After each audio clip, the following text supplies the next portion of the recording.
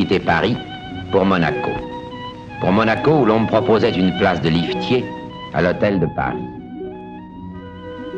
J'ai tout de suite été conquis par ce pays prodigieux, magnifique, et qui n'a pas son pareil au monde. Géographiquement, c'est un rocher en forme de tête de chien, qui n'a guère plus de 600 mètres de longueur sur une largeur d'environ 200 mètres.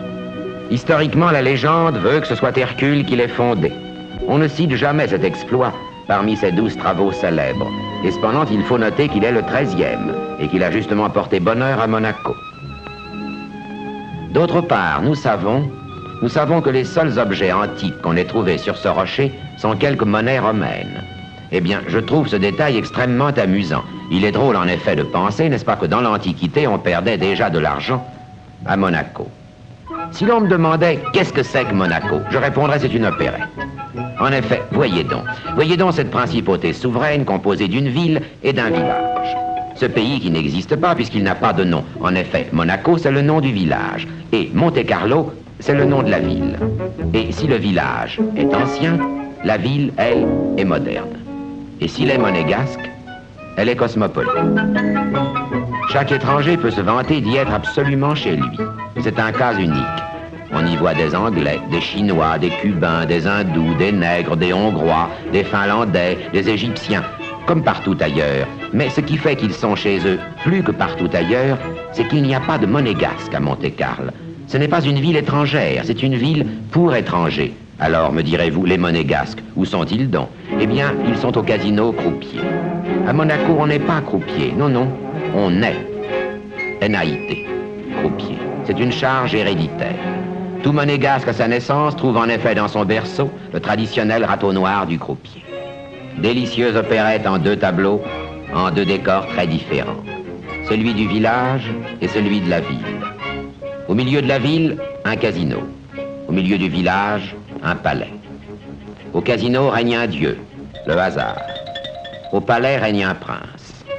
Un prince bien gardé par une petite armée sympathique au possible. On la voit vers 11 heures, cette petite armée. Elle sort du palais. Et l'on assiste alors à la relève de la garde. Je me plais à m'imaginer combien cette relève aurait un caractère plus sympathique encore si les soldats de Monaco, se conformant au rythme du quadrille, ayant fait quelques pas de la sorte, tout à coup, en faisait un nombre absolument égal à reculer.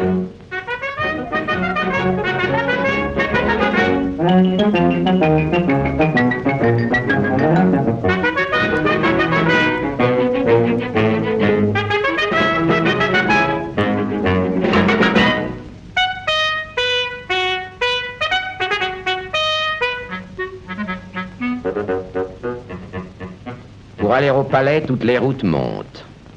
Elles descendent toutes pour aller au casino, ou, plus exactement, elles vous y conduisent. Ah, ce casino.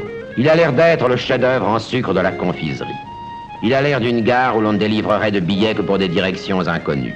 Il a surtout l'air d'un établissement de bain de premier ordre. En somme, il a l'air de ce qu'il est, puisqu'on y vient soigner une étonnante maladie. Endroit unique au monde où l'on ne trouverait pas 100 mètres de terre labourée. Dame, où voudriez-vous que l'on plantât des raves? Il y a des hôtels partout. Et il y en a de si grands que la frontière passe entre l'aile droite et l'aile gauche.